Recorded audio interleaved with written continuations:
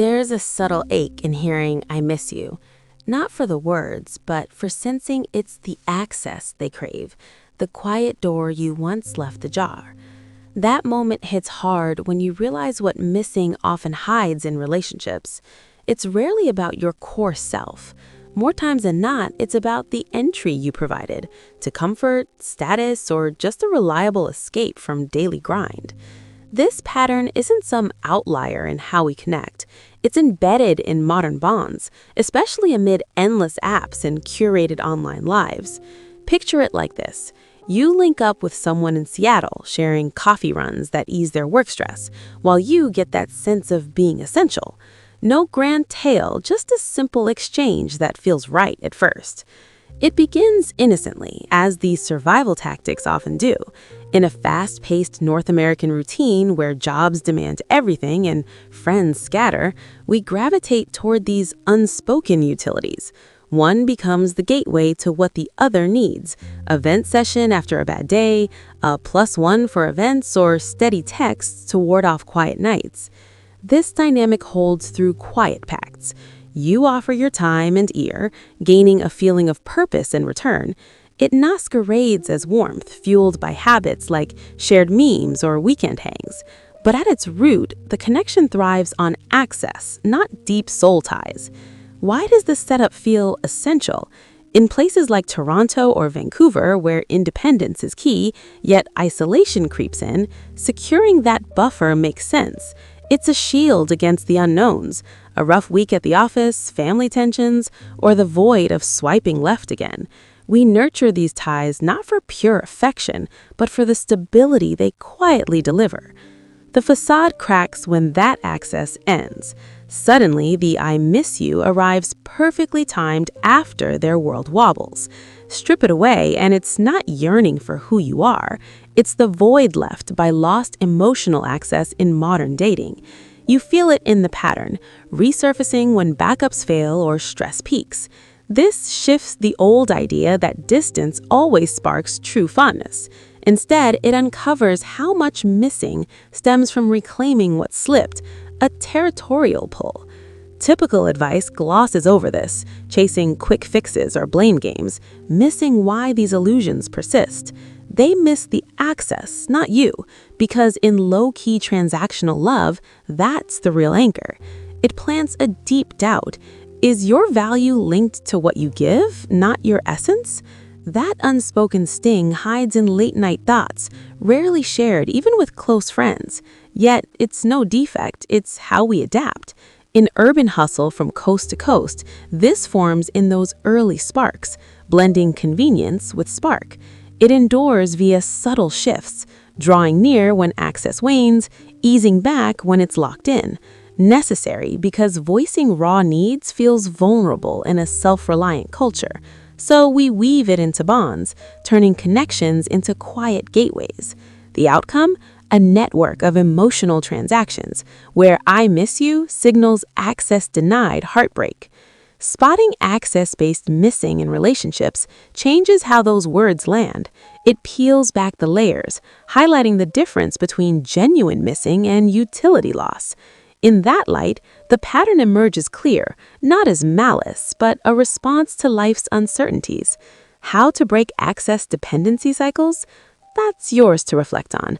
For now, hear the underlying echo. They crave your access, not your heart. Now, the pattern deepens when you notice the timing of those returns. It's rarely random. An ex or someone who drifted suddenly reappears after their life hits a snag. A job loss, a fight with friends, or just another empty weekend stretching ahead. The message lands late at night or on a Sunday evening, carrying that familiar weight. "I miss you." But the context tells a different story. They don't ask about your day, your growth, or the quiet ways you've changed since they left. Instead, the conversation circles back to old comforts, the way you used to listen without judgment, the plans that filled their boredom, the emotional safety net you once provided. This is the mechanism sustaining itself. When access is available again, the pull strengthens. They lean in, recreate the rituals, and the bond feels alive for a while. But the moment their world stabilizes, a new connection appears, work picks up, or the crisis passes, the intensity fades. The texts slow, the effort drops. They pull back not because feelings vanished, but because the immediate need did. Its access reclaimed, then quietly set aside. In modern dating, this shows up everywhere. After ghosting for weeks, they resurface with nostalgia that feels genuine until you trace the pattern. Or in situationships that linger because one person keeps the door cracked just enough for convenience. Think of the person who only reaches out when their other options dry up. The compliments flow, the memories resurface, but it's not about rediscovering you. It's about restoring the utility, the late-night vents, the ego boost, the sense of being wanted without full investment. This isn't calculated cruelty most times. It's human adaptation in a world where options feel infinite, yet connections stay surface level. Dating apps train us to treat people like switches, on when needed, off when something shinier appears. Social media amplifies it, showing everyone else's highlight reel, making the fear of missing out feel constant. So we hold on to access points, even if they're not rooted in real attachment. The quiet pain sharpens here. You start seeing the difference between genuine missing and utility loss. Genuine missing carries curiosity about your inner world now. It asks questions, remembers details, stays consistent even when life is smooth. Utility loss arrives with urgency but lacks depth. It focuses on what was lost, not who. The ache isn't in the absence itself, it's in realizing you were the buffer, the convenience, the low-effort comfort in someone else's story. That realization doesn't come as anger at first. It lands as a slow, cold clarity. You replay conversations, notice the patterns, and the doubt creeps in. How many times have I been the access point without knowing? This reframing doesn't require blame. It simply exposes the hidden negotiations. One person gains stability without vulnerability. The other gains validation at the cost of authenticity. Both participate because the alternative, facing isolation head-on, feels riskier in a culture that equates being alone with failure. Yet the cycle reveals itself in these small, repeated moments. The "I miss you" that follows a personal low, the warmth that cools once the low passes, the return that feels like love until you see it's territorial. Spotting it shifts everything. You hear the words differently. You sense the echo beneath them. They miss the access, not the heart. And in that distinction lies the space to question what you truly want in return. Not reassurance, just the clear view of what's been there all along. For now, let that awareness settle. The pattern is visible.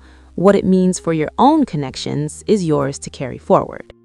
The final layer of this pattern settles in when the truth becomes impossible to ignore. You've seen the cycle play out enough times, the return, the intensity, the fade, that the illusion shatters not with drama, but with quiet inevitability. What remains is the stark distinction. Genuine missing reaches for the person you are becoming, even when life is calm and options abound.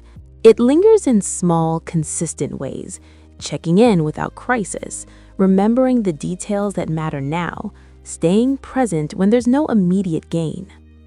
Utility loss, on the other hand, arrives like a storm only when the sky clears elsewhere. It demands attention in the moment of need, then withdraws once the storm passes, leaving you with the echo of what was borrowed. This isn't about labeling people as users or victims. It's about recognizing that in our current way of relating, with infinite choices at our fingertips, endless distractions, and a deep cultural fear of true solitude, many connections form around access because it's safer than risking full exposure. We all do it to some degree. We all seek the buffer, the low-effort warmth, the person who makes the hard days bearable without asking too much in return. The dangerous but true part is this. Most "I miss you" messages aren't lies. They're just incomplete. They miss something real, the comfort, the stability, the access, and they attach that feeling to you because you're the one who once provided it. But the heart, the essence, the quiet, unfiltered you, that's often left untouched. The ache you carry isn't from betrayal, it's from the slow realization that so much of what felt like connection was conditional territory. And in that clarity, the pattern loses its power to surprise you. You start hearing those words with new ears. You notice the timing, the depth, the consistency, or lack of it. You sense when the door is being tested, not opened out of longing. This awareness doesn't erase the pain of past connections. It simply makes space for something different. Not a perfect, transaction-free relationship. Those are rare. But one where access is mutual, where missing feels like curiosity about your inner world, not just reclamation of lost perks. Where the bond holds because both people choose presence over convenience. The shift happens in the noticing. Once you see the difference between genuine missing and utility loss, you can't unsee it. And in that unseeing, the old patterns begin to feel smaller, less inevitable, less defining. You've made it this far in the video because something inside you already knew this truth. You felt the subtle ache, questioned the timing, sensed the transaction beneath the tenderness. Now, the pattern stands fully revealed, not as something to fight, but as something to understand, a human response to a world that makes real closeness feel risky. What you do with this clarity is yours alone, but know this. The moment you stop mistaking access for affection, you reclaim the quiet power to choose connections that match your depth. Not out of anger, not out of cynicism, simply out of clear-eyed recognition. If this hit home, if it made you pause and rethink a text, a memory, or a current dynamic, drop a comment below with one word that describes what you're feeling right now. It could be seen, relieved, exposed, whatever lands true. Your comments might be the exact thing someone else scrolling needs to read.